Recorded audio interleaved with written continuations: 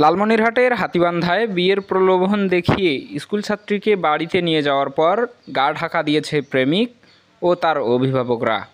এ ঘটনায় আরিফ হোসেন সহ স্থানীয় বেশ কয়েকজন যুবকের নামে গত 6 দিন ধরে অনশনে থাকা প্রেমিকাকে টাকার বিনিময়ে প্রেমিকের বাড়িতে ঢুকিয়ে দেওয়ার মিথ্যা অভিযোগ তুলেছেন পলাতক প্রেমিকের পরিবার।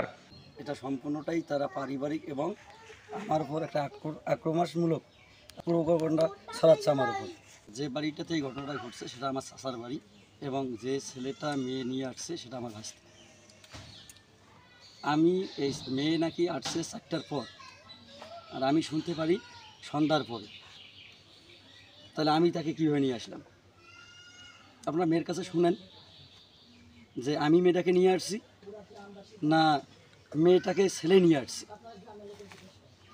এবং এই অত্র এলাকার অনেকেই জানে মেয়েটা ছেলের সাথে আসছে এবং মেয়ে ছেলের বাড়ি খুঁজি বাইর করছে।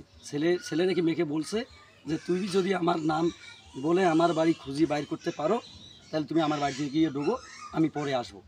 হাতীবান্ধা উপজেলার ফকিরপাড়া ইউনিয়নের 2 নং ওয়ার্ড বানিয়াটারি এলাকার শামসুল হক এবং মায়া বেগম দম্পতির ছেলে বড়খাতা উচ্চ বিদ্যালয়ের 10ম শ্রেণীর ছাত্র রিজভির বাড়িতে অনশন শুরু করে একই স্কুলের 9ম শ্রেণীর এক ছাত্রী। টাকার বিনিময়ে প্রেমিকের বাড়িতে প্রেমিকাকে ঢুকিয়ে দেওয়ার অভিযোগের সাথে সাথে প্রেমিকের বাড়িঘর ভাঙচুরের অভিযোগ তোলেন পলাতক প্রেমিকের অভিভাবক শামসুল হক এবং মায়া বেগম। তবে সেই ঘটনার পর ঘটনাস্থলে এসে কোনো প্রমাণ পায়নি হাতীবান্ধা থানা পুলিশ। একটা বাড়িতে আসার 4 দিন হয়ে যায়, তখন হচ্ছে যে আমরা এলাকাবাসী পুরো আসছিলাম।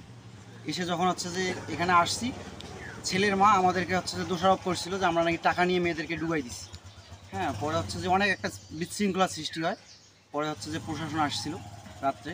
প্রশাসন এসে কিন্তু নিজেই দেখছি যে আসলে এখানে ভাঙচুর হয়েছে না কি হয়েছে, সব কিছুই প্রশাসন নিজের চোখেই দেখছি।